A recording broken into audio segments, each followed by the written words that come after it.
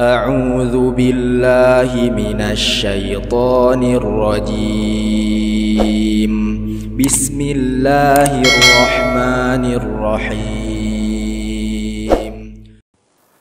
Wa na'udzu billahi min syururi anfusina wa min sayyiati a'malina may yahdihillah fala mudhillalah wa may yudlil fala hadiyalah.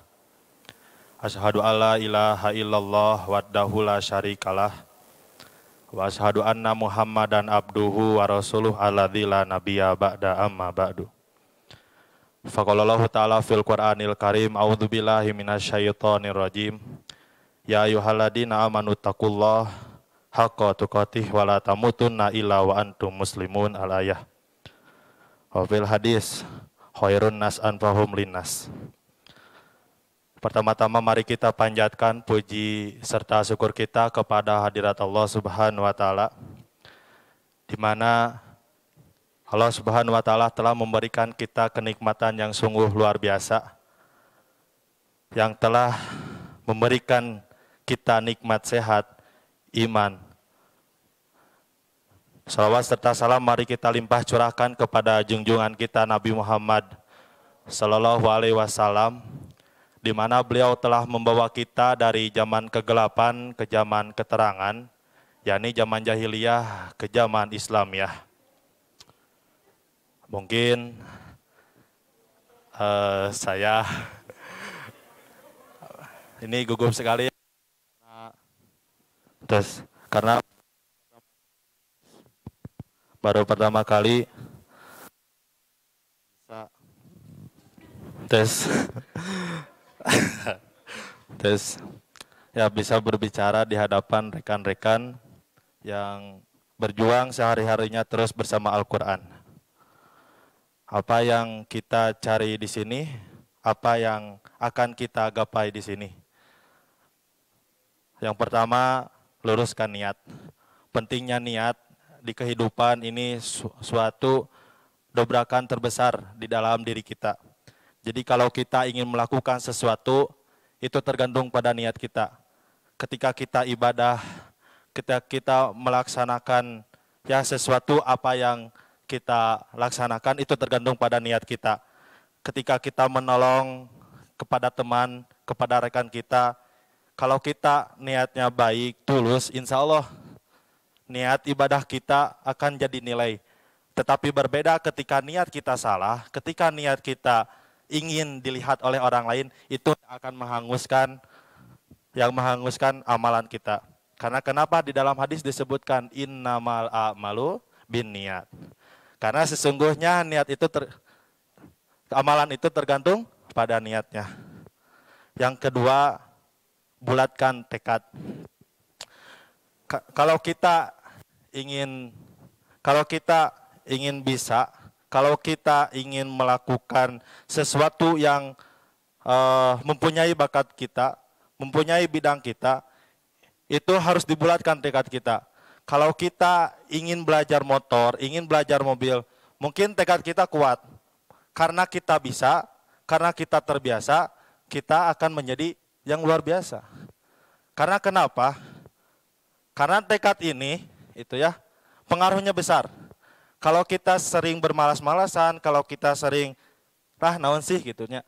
Nah, itu akan mempengaruhi proses kita. Ketika kita menghafal Al-Qur'an, kalau kita menghafal Al-Qur'an, lalu kita hanya sekedar menghafal, bukan untuk ditadaburi, untuk diamalkan, itu akan menjadi pertanyaan terbesar bagi kita. Untuk apa kita menghafal Al-Qur'an? Ini perlu kita garis bawahi, ini perlu kita luruskan, lempengkeun jarum hate, Rek naon orang teh ngapalkeun Quran. Rek naon orang teh di dieu gitu. Buat apa kita di sini gitu. Untuk apa kita di sini? Mungkin beberapa orang mempunyai PR besar ketika kita pergi ke sini untuk bisa dakwah, untuk bisa nanti terjun ke masyarakat, itu yang sangat luas. Ketika kita berada di masyarakat, itu pergaulan pergaulan-pergaulan khususnya anak muda, itu jauh apa yang diinginkan oleh bangsa ini. Ketika umat Islam, ketika umat Muslim sekarang hari ini, khususnya di Indonesia, itu dibodohi oleh game, oleh narkoba, oleh pergaulan-pergaulan yang menjauhkan dari Islam. Kita di sini, gitu ya, menjadi orang yang unik. Kenapa saya bisa berbicara unik? Karena kita bisa memilih anu pibedaeun jeung batur gitu. Anu bisa beda jeung batur. Batur gitunya, orang lain pergi ke sini, pergi gitu ya, melakukan sesuatu itu mempunyai tujuan yang berbeda, tapi kita tujuannya jelas, untuk mencari ridho Allah. Itu untuk mendekatkan diri kita kepada Allah melalui Al-Qur'an, menghafal Al-Qur'an. Ketika anak muda sekarang, oke, ketika berbicara tentang cita-cita itu sungguh luar biasa. Pergi ya daftar ke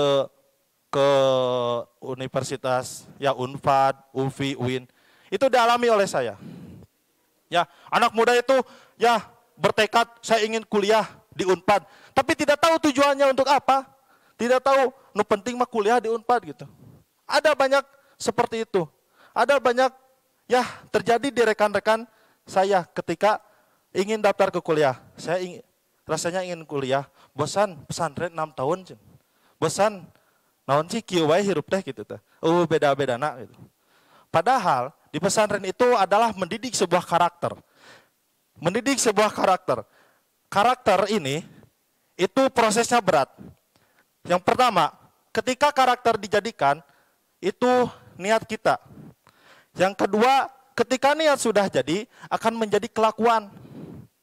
Ketika kelakuan sudah jadi, ya, ketika sudah kuat kelakuan, itu akan menjadi ya perilaku. Akan menjadi akhlak. Ya, ketika terus terbiasa akan menjadi sebuah karakter. Nah, kita di sini unik. Berbicara tentang unik, kita di sini bangun jam 3, mungkin orang lain bergadang dari jam 8 sampai jam 4. Baru jam 4 sudah salat subuh tidur. Tapi di sini berbeda gitu. Ya, ingin tidur, baca dulu Quran, sudah baca Quran, istirahat sampai jam 3 gitu, bangun qiyamul lail. Orang lain di sana gitu. Orang lain di sana itu khususnya gitu ya, khususnya di kalangan muda tidak ada kerjaan. Jam 8 itu ya mabar. Ya, sebat ngopi gitu. Jam 8 sampai jam 3. Uang akan menghabiskan gitu. Ya berapa? Akan menghabiskan sehari bisa ya kopi encan ituna gitu. Can etana gitunya. Beratlah ketika kita bisa terjun di kalangan muda gitu ya. Terjun di kelompok-kelompok. Kita boleh tahu, kita boleh terjun, tapi kita tidak terbawa. Sejauh apapun kita, ya sejauh perbuatan yang ada di luaran sana, itu tergantung kita sendiri. Kita yang akan membawa, apa kita yang akan terbawa-bawa. Itu prinsip saya. Ketika saya sering gaul dengan orang yang mabuk, orang yang suka bergadang. Sering saya gaul-gaul dengan orang-orang seperti itu. Tapi tergantung kita yang akan membawa atau kita yang akan terbawa. Itu. Seiring berjalannya waktu, banyak anak-anak muda yang sekarang hijrah. Ada komunitas-komunitas Tasik gitu ya, khususnya saya kan orang Tasik gitu. Santai dulu itu. Banyak anak-anak muda hijrah gitu. Nah, ketertarikan sekarang gitu ya, tahap awal karena di SMP itu terbodohi, taunya pergaulan-pergaulan yang tidak diinginkan, pergaulan bebas, mabuk, narkoba, itu sudah biasa di luar sana. Tapi gitu ya, bagi saya ketika saya kan 6 tahun pesantren gitu, terjun ke kalangan masyarakat seperti itu, saya ruas gitu. Saya baru menemukan gitu, saya baru menemukan hal seperti itu gitu. Itu sangat kaget. Itu akan menjadi sebuah PR. Apakah akan seterusnya anak muda terbodohi oleh orang-orang yang niat buruk kepada orang Islam? Apakah kita akan membentenginya? Apakah kita akan membiarkan saja? Makanya persiapkan diri kita gitu. Ya, dakwah itu gak selalu di mimbar. Dakwah itu luas. Lihat ketika Muhammad Salah, suksesnya dakwah Muhammad Salah gitu ya di dunia sepak bola. Di dunia sepak bola itu Liverpool yang dulunya kota ya kota suram gitunya. Suram gitu mau aman lamun kalian cicing di Liverpool gitu. Mau aman, bener mau aman. Tapi datangnya Muhammad Salah gitu ya, dakwahnya dengan khas ya Islam gitu. Itu Liverpool terbebas dari kata suram gitu. Bahkan ya pelatihnya Liverpool